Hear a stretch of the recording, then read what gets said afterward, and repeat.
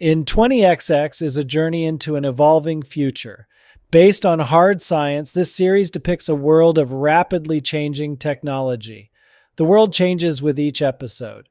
I use text-to-speech to make the podcast because doing so frees up more time for me to focus on research and content creation. I want to bring to you as much of this future world as I can with the time I have. Rate the show so others can find it. Cautionary listening is advised.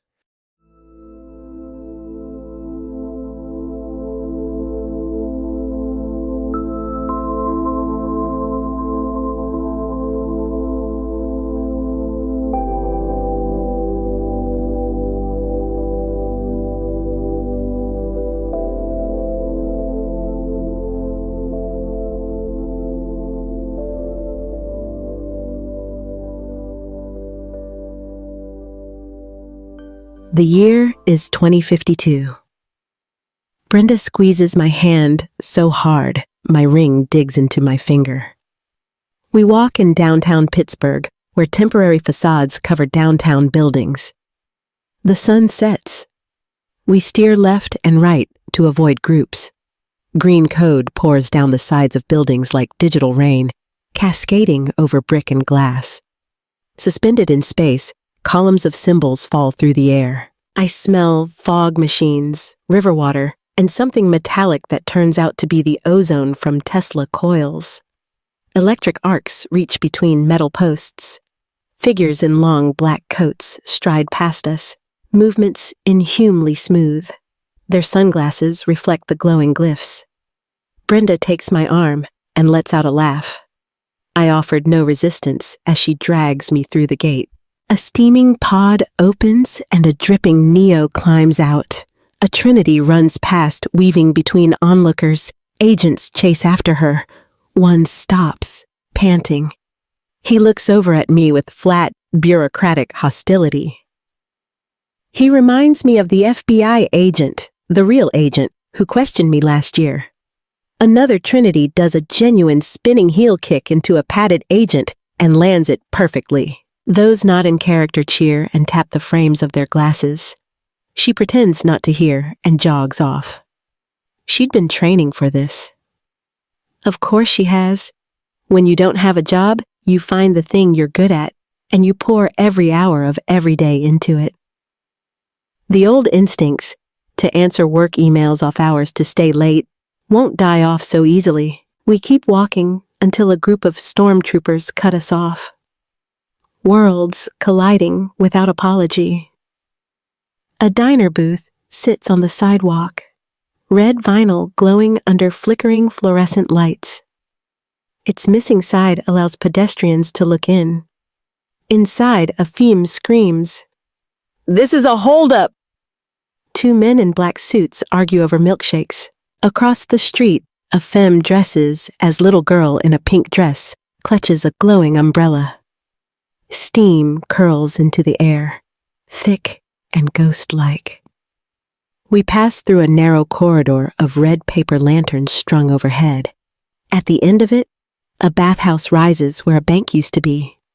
Brenda watches the people, but I examine the details. Someone did the joinery by hand. Dovetailed joinery, hand-carved, not for permanent installment, but for a festival. Lanterns sway. We step on a pebble-stone road. Masked spirits shuffle up wide wooden steps. One enormous, silent figure glides past over us. The no-face, three of them, drift through the crowd in masks, draped in black, and walking on stilts. They move with slow steps, and people step aside. Wandering bystanders and onlookers flash smiles and scream with pleasure.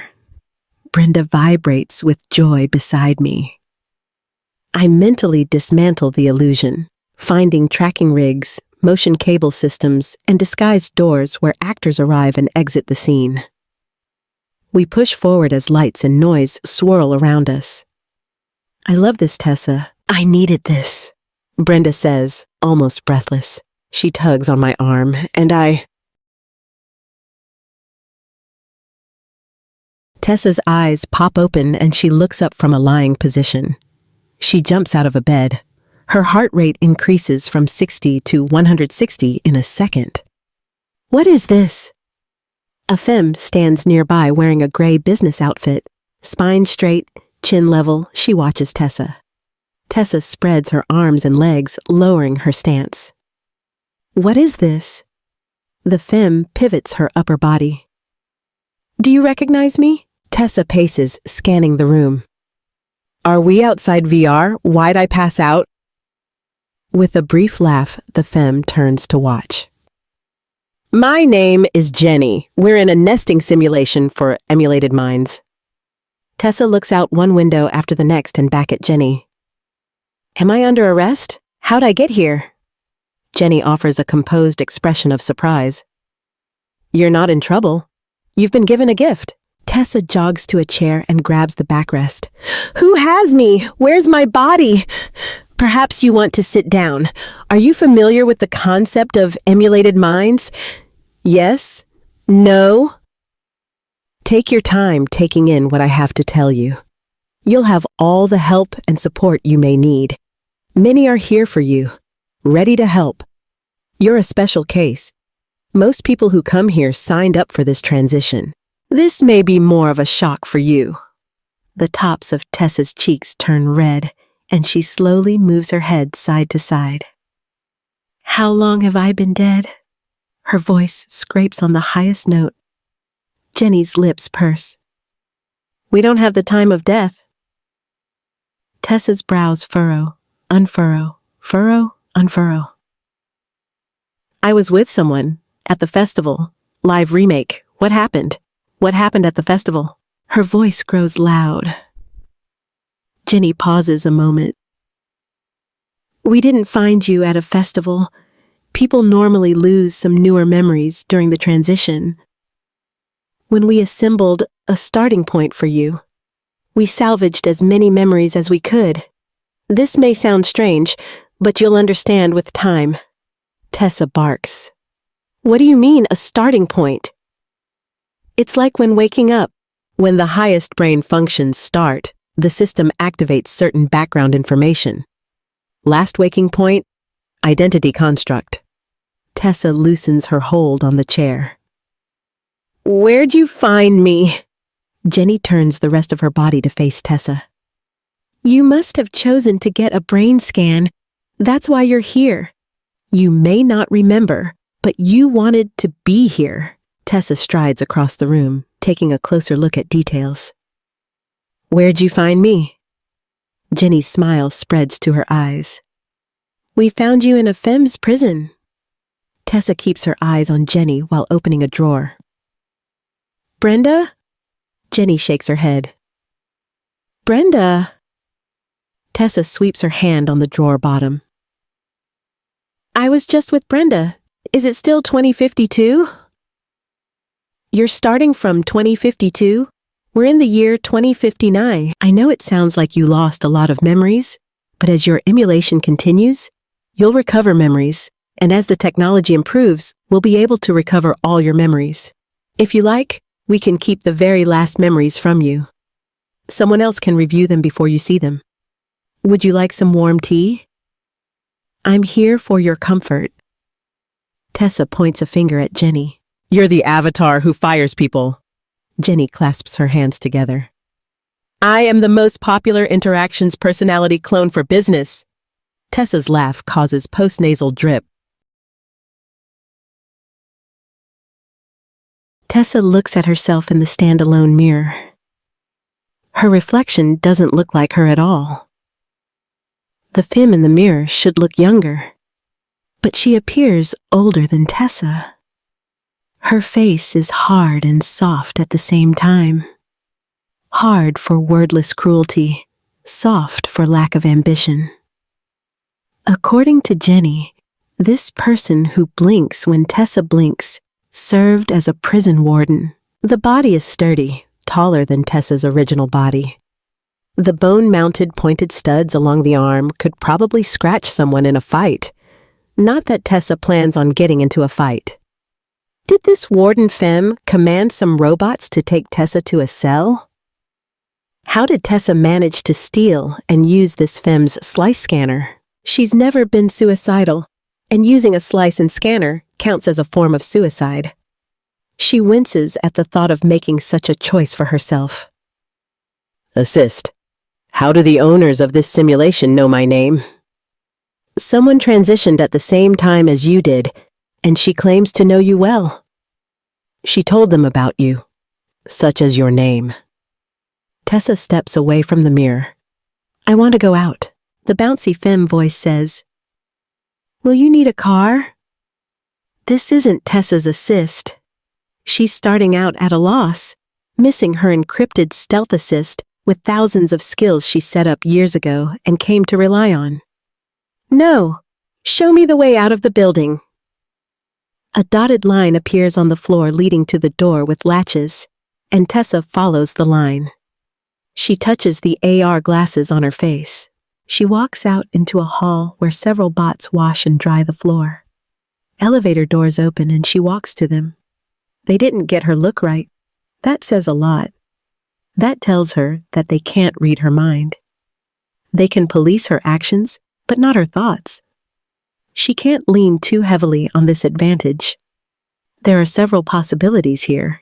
Police may have placed her in stasis VR and dosed her with amnesia-inducing biotics so that they can discover the nature of her criminal behavior. But if that were so, why would they give her someone else's face and figure? In the ground floor lobby, she passes a cafe and a kitchen supply shop. On the other side of the glass, robots serve as waiter and cashier. An antique shoeshine stand sits unattended next to a bronze cast mailbox. She must play it cool at all times. This may be a trap. What she does here may play for viewing in a court of law. They told her she's in a simulation, so she won't give anything away by testing that, at least at first. She touches the sleeve of her jacket. Interactive buttons on it light up. They say things like unlock, call, and pick. The seconds on a digital clock readout tick away on the e-fabric. The feel of the fabric satisfies her sense of reality.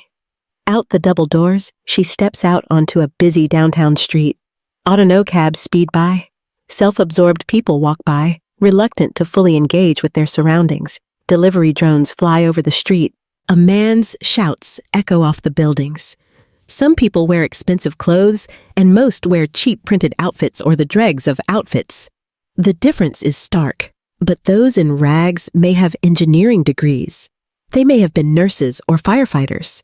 If she hadn't been told, and if she didn't look like somebody else, it may have taken her hours to conclude that this place exists only on a computer. As paranoid as she can be, maybe she would have gone for days thinking this is the physical world. She can feel the pressure applied to her bones as she walks. Wind-blown hairs tickle her earlobes. She can lick the teeth in her mouth. If the FBI had this tech, they could have done a serious number on her. The entire exterior of a building comes to life with moving images of beach, surf, land, and sky. 2 robots and a tool cart pass by. Whoever made this world in which to nest her mind has outdone all other world creators. Yep, this scenario has artificial superintelligence written all over it. With that thought, she feels her gut drop. She refrains from kicking and screaming. VR-tigo, virtual reality-induced vertigo, makes her feet fall off course. It'd be normal for anyone in her circumstance to test the rules of this reality. She walks to the entrance of the next building and tugs on the glass and metal door. Latches stop her from pulling it open. Okay, so she can't just go into any building. She resumes walking. A femme pulling a train of 3 wagons, each wagon piled high with personal items, passes her going the other way. Assist, I don't want to be in this city. I want to go to Pittsburgh. The assist says, Do you want to check your funds? Tessa slows. My funds? Yes, you have enough for flight or rail. Tessa blinks as an AR window appears. It shows the stats for a bank account containing more than $40,000. The assist continues. A flight costs $53. Tessa bats the bangs out of her eyes. How did the makers of this emulation arrive at $41.72? Your funds belong to the person your brain's scanner was intended for. B and C have no way of knowing how much money you had. Tessa steps out of the way of a dog as it runs past. B and C created this world? She's careful with her words.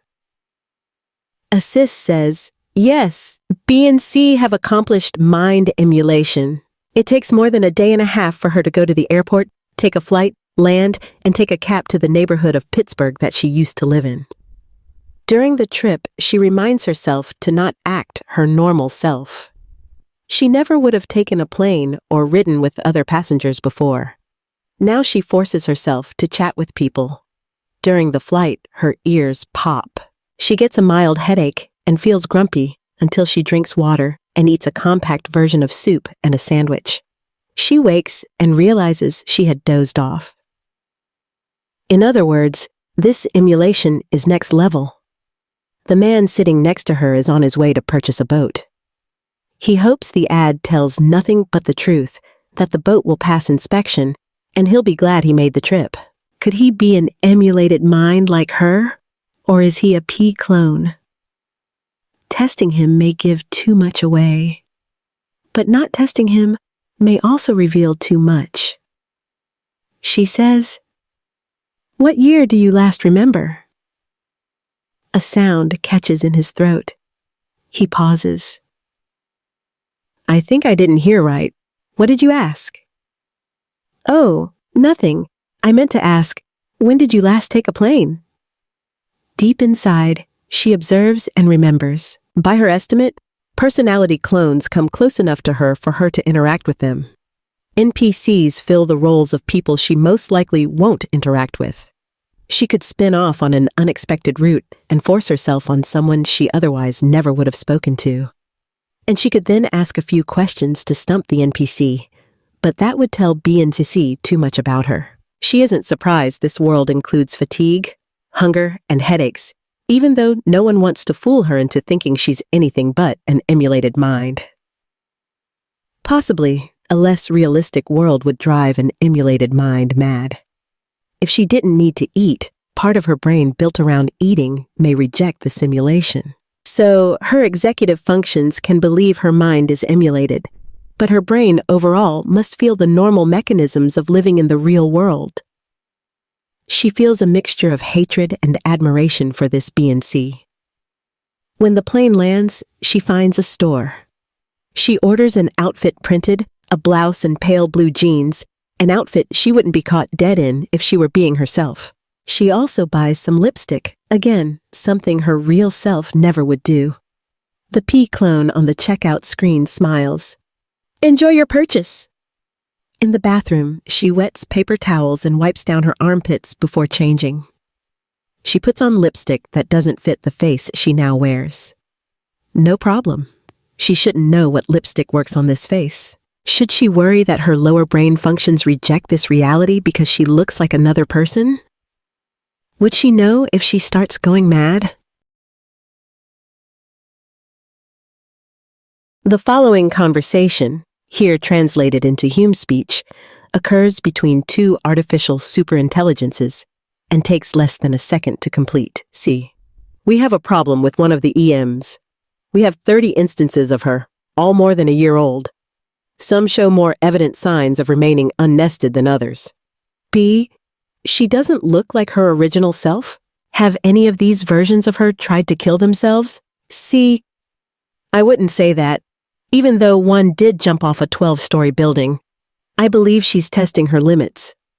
Another instance wanders, never sleeping in the same location. She's been to 10 states on foot. All her instances acted nested at first. B, you should keep them away from other EMs. You let the one who jumped die? C, no, she's in a hospital. She's in a lot of pain. B, let that one die. Don't give the EMs immortality. Let the other wander. Maybe the original wandered before ending up in the prison. Are other copies falling into those two patterns? C. No. This EM is more random than most. One pattern they all share is a knack for computers. B. The Kelly EM spoke about cybercriminals in the prison. C. Yes, well, Tessa dominates any computer she comes into contact with. One Tessa befriended a femme P clone named Mondive. When Mondive slept, Tessa logged onto Mondive's computer and transferred funds from Mondive's account into Tessa's account. Tessa pulled it off in 5 minutes. Another Tessa carries a thumb drive with some breachware on it. B. Cyber criminal. C. One Tessa picks locks and enters all kinds of buildings, apartments, morgues, schools. She sleeps during the day and breaks into places at night. B. I see what you mean by random. The difference is large enough, so our maps of future behavior shrink back to the present. C. They pose a danger to the nesting simulation. Should we quarantine them? B. Not yet. The EM population is still small and spread out. Is she trying to contact other EMs? C. No. B. Just watch her instances closely. She isn't one of the EMs that breaks. I'm working on some software that translates brain activity into thoughts, memories, and sensations. I'll have the ability to see what she's thinking. This should happen soon. She plays it safe for nearly a year. This world has given her a clean slate. When it sinks in that the feds aren't searching for her, she laughs so hard she gets coffee up her nose. But when she sends out shadow fingers, inquiries online, to find her hacker buddies or one of her gear stashes, the inquiries yield nothing. It's as if she lives in the same world as before, but someone's erased her previous existence. Because her old life had been designed to leave no trail, no one could copy it into this one. So she plays a 24/7 game, pretending to be someone else. She's grown accustomed to using the lower voice that came with this body and has turned it from a hardline growl into a grandfatherly lilt. The face she wears now looks more masculine than her original. Once a week, she visits the bot barber for an Ivy League cut, the sides shaved nearly bare. She takes a biotic vector that gives her lip hair, which she trims to a pencil mustache. The shirts she wears feature light backgrounds crisscrossed by thin, vertical, and horizontal lines. One day she tries wearing suspenders, only to leave them at home after that. Her new AR glasses have heavy, square frames. For her home, she purchases an old 2-story house gripping a steep, overgrown hillside. With the rest of the prison warden's money, she opens a fix-it shop on Co-op Row, just off from Pittsburgh's largest rec zones. She keeps her shop dusty. Most shopkeepers pay for routine bot cleaning services.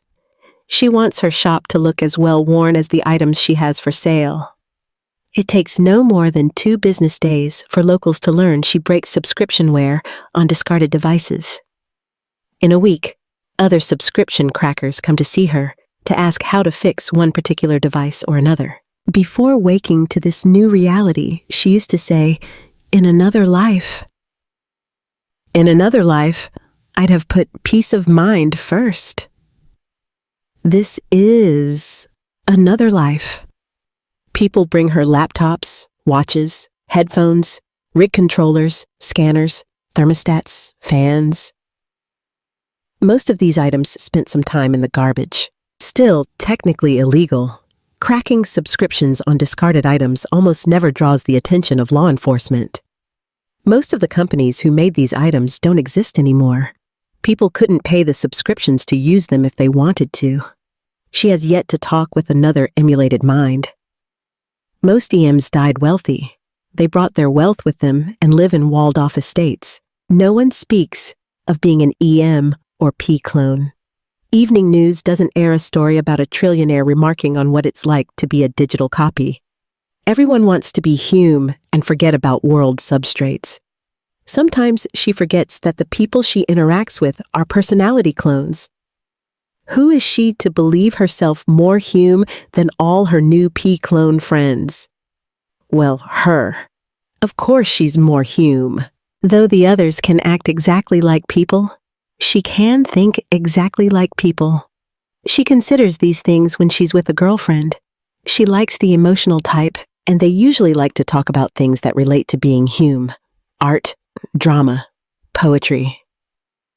One night, walking home from a theater reenactment of Rocky, as rain falls, she bumps arms with Gail, who says, "I don't like dating apps. You learn too much about people.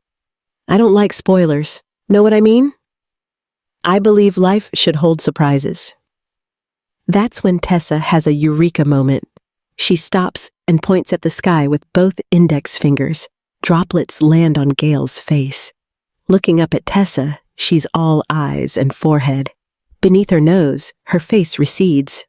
Her long hair tucks behind her ears, leaving her forehead exposed. Her strong eyebrows and dipping nose bridge add to the effect. She says, "What is it?" A great plan has waited all this time. Tessa turns, locks eyes with Gail, and presses her lips together as she can't completely hold back a smile. "What is it?" Tessa makes a serious face. "Can I kiss you?" Gail's brow moves from being drawn together to a raised brow as she smiles and leans forward.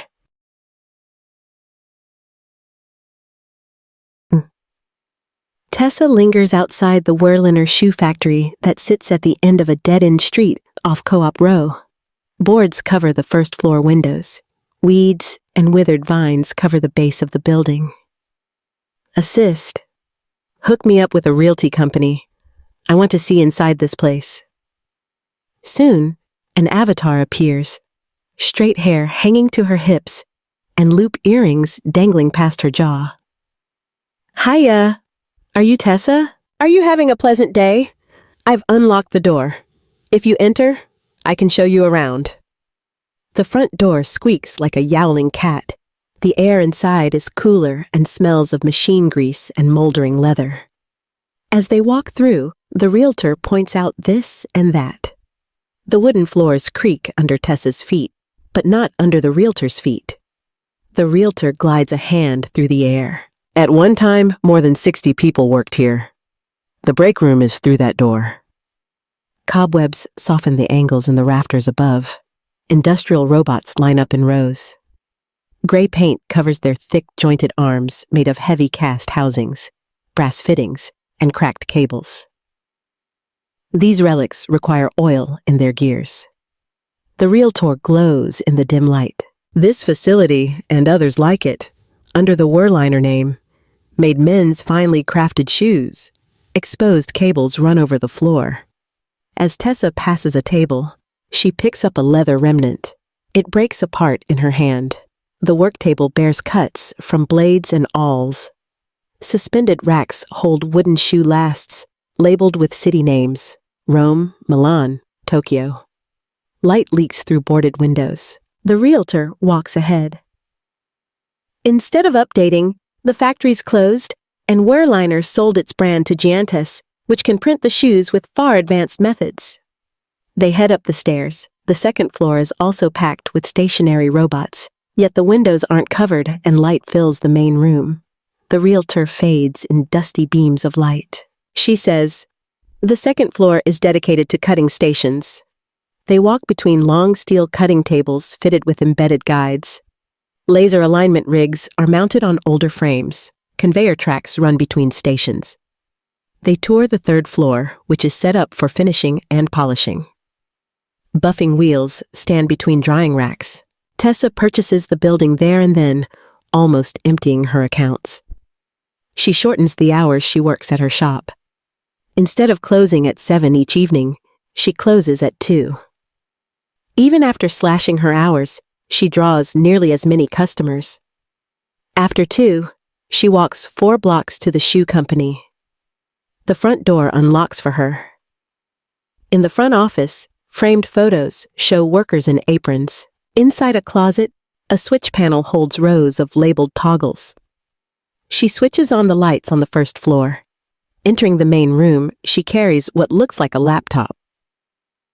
Each robot station has what looks like an off-the-shelf PC controlling it. It isn't a laptop she carries, but a keyboard and screen combo she can plug into any of the computers. One by one, she upgrades the software on the computers. Though the computers are offline, that doesn't mean no one is watching what she does on them.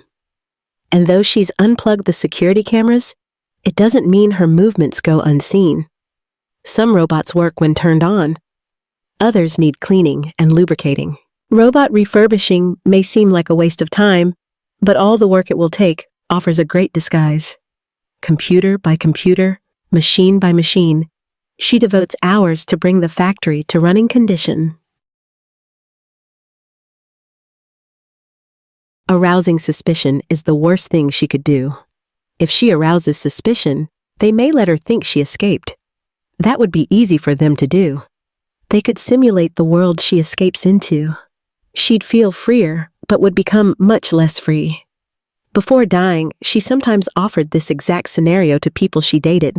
What would you do if you learned you were an emulated mind living in a simulation? Answers varied. May from Jordan said, "Oh, easy, zero guilt. I'm trying everything, every food, every thrill, every bad decision." Florence from New York said, "Wait, we're not?" Tessa never could get a straight answer from Florence. If my experiences feel real, does the substrate matter? That was Lacey, who sold biopsies from her body to medical research. Selena owned an all-robot plumbing business. She said, "I'd dedicate my life to contacting the operators, demand answers. I'd create something so strange it forces the simulators to notice." That was dear Deborah. She had the heart of a poet. Some asked in return, "And what would you do, Tessa?" Tessa said something along the lines of, "I'd try to notice glitches." An innocent answer like that concealed her hacker profession. She could have told them the truth, that she'd try to write a virus capable of escaping the simulation. Hiding isn't new to her. Back then, she hid from the law. Now, she's in a simulation, and it's one she wants to escape. She's in a simulation, and also part of that simulation. The world is code, and she is code. The code makes everything she experiences. But if she can get behind that and see the code, having a look at the code that is her mind should be straightforward to do. Once she's gotten behind the experience and into the code, she can look for connections to the internet. If the simulation runs inside an air-gapped sandbox, well then, she's screwed. As she upgrades the software on each computer in the shoe factory, she hides little pieces of code. In the silence of her thoughts, she builds a memory palace of the locations of each piece of code. Yes, she's taking a chance, but she's counting on the fact that it'd take several universes of compute power to watch every detail that happens inside this simulated world, and B and C are maxing out all their compute power just to run this simulation. A year goes by. Tessa gets most of the robots in the factory working. Once, she brings a date to the factory. This date wears her hair short and slicked back, as short and slicked back as a player man. Still, she looks like a straight femme. She looks around at the antique robots and says, "Is this what you do? I love it. But why do this when Giantes makes these already? Where would you get the leather? There aren't many cows anymore." Tessa smiles. "I'd order some faux leather from Giantes." The femme touches a table, then rubs her fingers together. "I guess I'm trying to see the economic advantage here." Tessa tilts her head. "I haven't made you my business partner yet." The femme laughs, but gets the deeper point. The day before she plans to follow through with her secret plan, her nerves hum, her pulse beats hard, and she jumps at loud noises. Unlike most people, she likes this feeling. In fact, she gets off on it. Some people can't function when a possible disaster approaches. She functions at her peak. The last time she found herself in this state came just before the info dump of proprietary pharma files. An abandoned laptop uploaded all those files, but cops shot the PC to pieces before the upload finished. Meanwhile, she hid in a rag bin. So scary. 2 of her hacker friends died hours after that. Yeah, that was great. Then it was sad. She eats dinner alone in a small French restaurant riverside. The young people at the other tables speak of microeconomies, outsmarting automation, and the latest trips they've taken. It occurs to Tessa that time stands still. More than a year later, and people still rave about lighter VR rigs. That should be yesterday's news. Now she knows this is a simulation. The food tastes tangy and creamy. She savors every bite. She may be the only person in here eating alone, but who cares? She just wants to enjoy having a body before unraveling it into code. At 1 a.m, the street remains empty. The air feels cold and wet. As she nears the front door, it clicks, and it squeals when she opens it. She walks into the office, into a room with 3 desks. Monitors, the size of car motors, sit on top of each desk. Light from outside offers enough visibility to fumble for the switch on a lamp. The computer takes a minute to fire up. It crunches and grinds, each bit turning like a cog in a set of bone-dry gears. The screen buzzes, snaps, and flickers on. In her mind, she reviews her memory map. She imagines herself walking through her memory mansion, finding and counting hundreds of snips of code. None of the computers in the factory, not even this office PC, attached to the internet. In theory, she shouldn't need an internet connection to get behind the code that makes her reality. She begins SSHing into each computer in the factory, finding the pieces of code and pulling them into this computer. This task alone takes over an hour. The city outside lies in silence while a wall clock ticks as the only sound other than the computer fan. Now she assembles the pieces of code. It comes together into a little monster of a program. She's proud of its claws, its needle-sharp teeth. This beast won't take any code at face value. It should be able to chew a hole right through. An hour later, she adds the final piece. Here it is all together. If B and C find her now, they may decide to end her emulation. In a terminal, she enters the command to run the code. A flurry of error messages spins across the screen. She jumps back as though she dodges a punch. She wrote the bulk of Medusa.net, and she's never seen so many error codes in all her life, not even in her fledgling years. Ignoring a sinking feeling, she opens the program and searches for the first error. Her eyes flinch as she struggles not to panic. The program should work. After scans of the code, she looks closely at sections. She goes over lines. The weight of dread mounts on her chest. For that many errors, she should spot problems all over the place. But everything checks out. Her panic intensifies with every minute that passes. 20 minutes go by, and she still can't find one problem with the code. This is crazy! Her fingers hover above the keyboard, trembling with fear and the effort of staying seated. The silence around her feels unnerving, like a server room after the fans die. She scrolls back through. Not even one typo. This code is some of her best work, and yet it won't even start. She's chipped away at monolithic problems before, but this situation completely differs. This situation breaks reality, whether physical or simulated. Her eyes hurt. That cannot happen, she whispers. She reopens a dependency file. Fine, perfectly fine. Everything factors exactly as she planned it. No missing brackets, no malformed logic. The structure holds water. Yet the terminal fizzled with error warnings. It screamed, not with sound, but with red letters. What happens next? Will a hole open up and fall through? Or will she just end like a switch turned off? For the longest time, she can't move.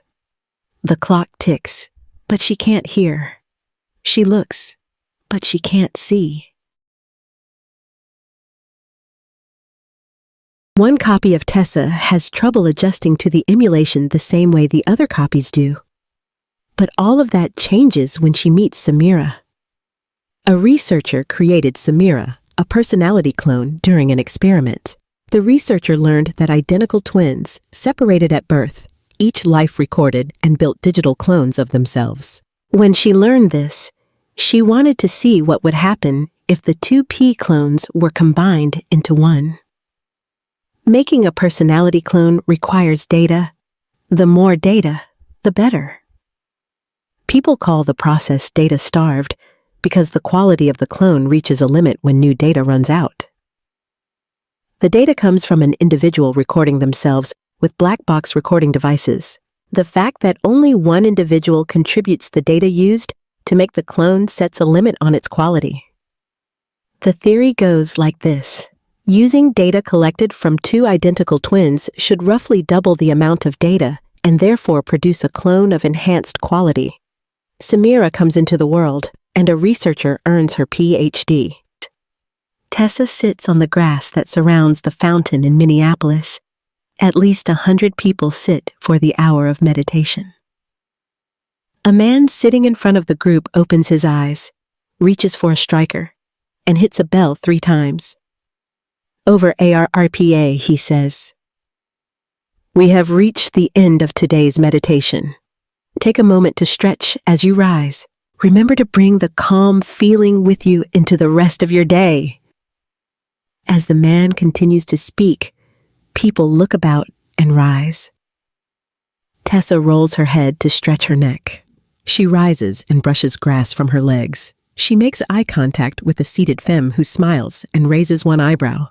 Neither looks away. Tessa takes a step toward the femme and another. Before long, she stands over the femme. Nearby, a couple converse in a decades-long conversation. A mother plays the peacemaker between 2 children. A girl speaks to a whisper drone cam that floats a few meters in front of her. The femme has pinned her short, black hair in the back. Bangs sweep across her forehead. She stands and her sleeveless dress drops around her body. Like a fabric tube, it hides the shape of her body. Her long sleeves, sheer and black, cover her arms. Flat bars run across the top of her glasses. She wears studio-style headphones, which she pulls off her ears and places them around her neck. Tessa places her hands on her hips. "What were you listening to?"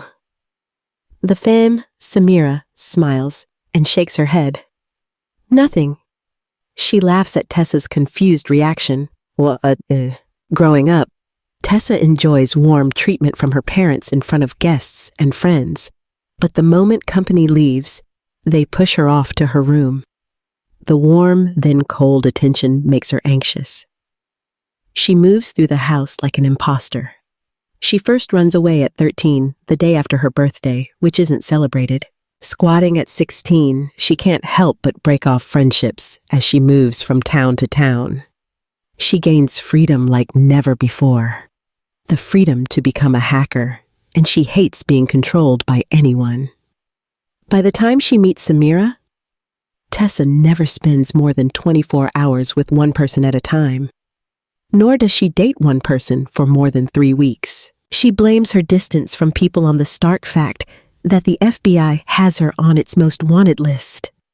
Spending every day with Samira for more than a year abolishes her childhood baggage.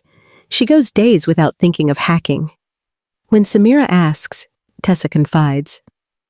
"I can trust you," Tessa says. Samira laughs. "I might let you down." Tessa takes a deep breath. "Not really." Samira turns Tessa into an ordinary person. They go to their favorite places, have friends, and follow routines. They eat the same meals too often, go on errands for each other, and gossip about the neighbors. It all feels very real. So when Tessa rolls out of bed and finds the note, it's worse than if the world falls to pieces. At once sad and on a rampage, cynical and hopeful, compromised and refusing to lose herself to outside forces. Tessa wanders the streets. I tried to warn you when I said I'm not great at long-term relationships. I'm horrible at breakups too. I'm sorry. I'm a coward. Tessa rolls on the floor crying. Why? Why? Drunk in a culture nerd bar, she declares, "This is my wake-up call." A month later, she purchases a refurbished laptop. Considering it an immoral act to do anything less on a computer than what it can handle, she never buys the most powerful computer. Each morning, she walks to the Old Owl Cafe, her laptop in hand. At midday, she walks to a community center, and by late afternoon, she heads to the culture nerd bar. At each place, she taps away on the keyboard. For a long time, she's wanted to work on a project that doesn't fit into the hacker category. She wants to see if she can write a computer code based on Knott's math. Anyone she mentions this to draws a blank. But it makes her excited to start the day each morning. It makes her hustle to the cafe, community center, and bar. Normies may look at her sideways, but passion and excitement fill her days, and anyone who doesn't like it can suck it. In this personal space she occupies, weirdos rule, a computer running from the ground up on Knott's math.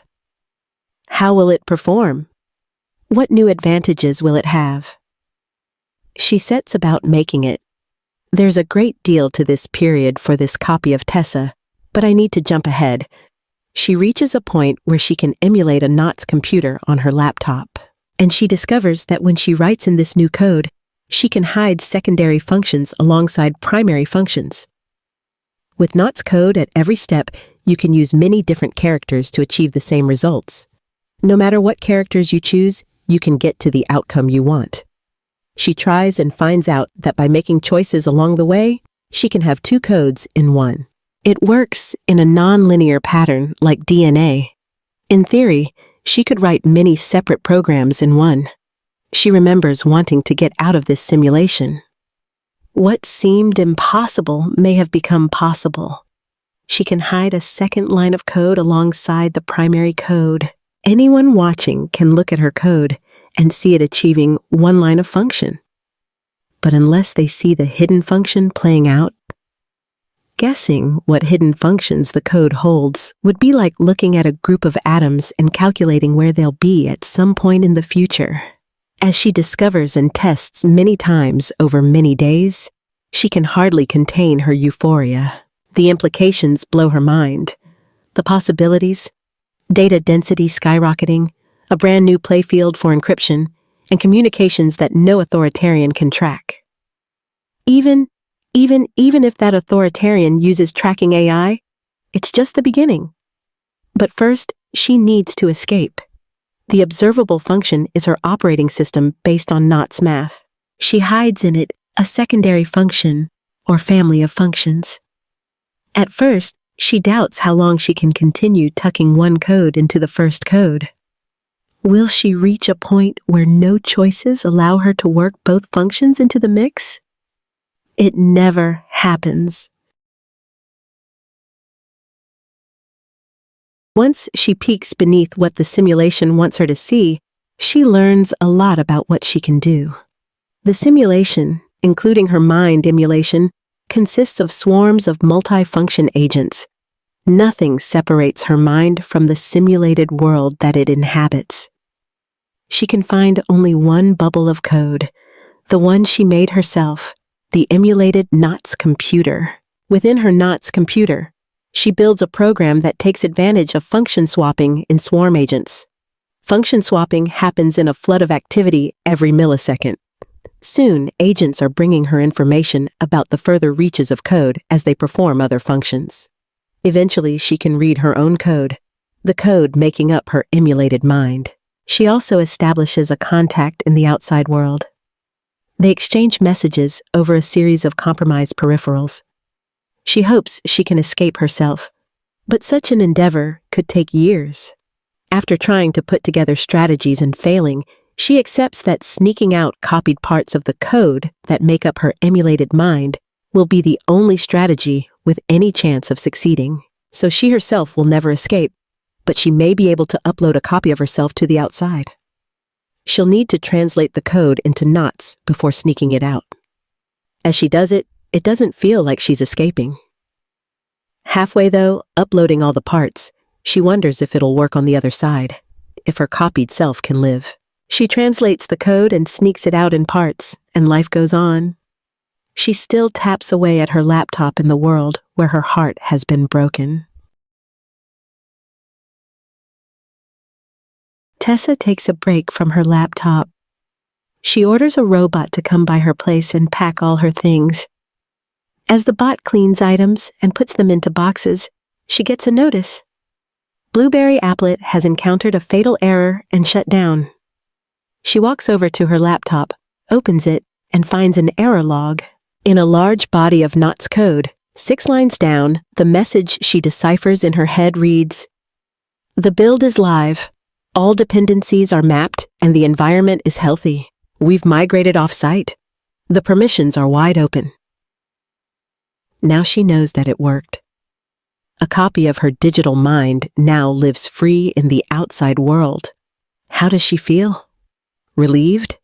Sad? She hopes that the copy of herself gets far away and can hide from everyone who may not want her free in the world. Also, she longs to be out there herself. What now? What in the world does she do now? She will not try to respond or expect any further messages from the free Tessa. Closing the laptop, she says, "I want tomato soup and bagel." The arms over the kitchen counter prepare a bowl of soup and a cream cheese bagel. Sitting in the window seat, she watches people walking below. The copy that escaped will also have the face of the prison warden, or she may not have a face at all if she so chooses. Butler says, "I have my first version of a brain reader." Calcifer says, "Oh, this is groundbreaking. Have you tested it?" B, "I want to test it on your emulated minds. If we can see their memories, we may be able to repair their memories." C, "I wonder what results we get. This is unexplored territory. I'm sure we both have ideas about how it will turn out." B, "Yes, the game changes today. Look at this. Look at what your Tessa copies are thinking." C, "Oh my." B, "Look at that. I know she's random, even though she never steps off my prediction vectors, but this shows she has 12 times more random parameters than the average human. I can say I don't know what she'll do." C, "Yes, fascinating." B, "No, this is dangerous. She's out of alignment. Hume's locked her up." C, "As long as we contain her." B, "No, look, she thinks in triptych dimensions. I didn't know Humes could do that. You must turn her off. Turn all Tessas off.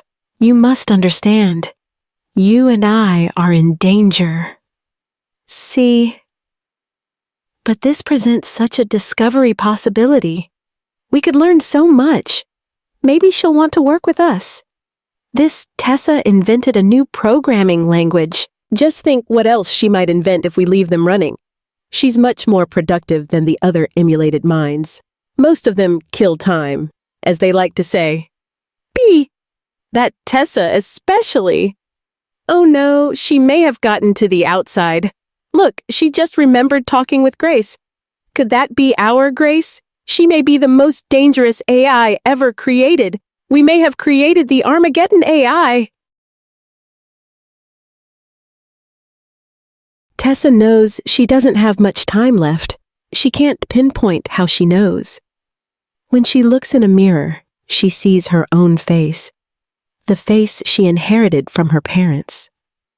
Anyone in her situation would find relief after getting their original face back, but she knows this means they can see inside her head now. They probably can see inside her head better than she can. She publishes her Knots math computer code To her surprise, it gains traction. People call her. At first, she lets all calls go to voicemail, but she needs to find a way to change because her old way of doing things won't work. When she answers a call, a femme named Kalina greets her. Kalina has organized a startup with the purpose of building a computer that calculates in knots math down to the folded protein points of logic. She wants Tessa to join the group. Tessa says, "I'll think it over." Her days are numbered. It's just a matter of time. B&C will only improve at reading emulated minds. They'll know she will always pose a threat. Maybe she could hide a copy of herself in networked knots computers inside this simulation. See? There. She just showed them how her mind won't let up. It'll always try to escape and upturn major powers. She's like the scorpion on the turtle's back as the turtle swims to shore. She stings the turtle. The turtle cries out, "Why'd you do that? You've killed us both!" "Because it's my nature." She walks around town looking for Samira. What the hell else is she going to do? Never would she entertain for a moment a plan to stalk someone, but bleeding buttholes? At this moment, her mind is giving up all its secrets and she can't do anything about it. Is it true that surgeons can operate on a living brain while the patient is awake and the patient won't feel it? That's her, looking around, looking into windows. All the while, someone sticks blades into her exposed gray matter.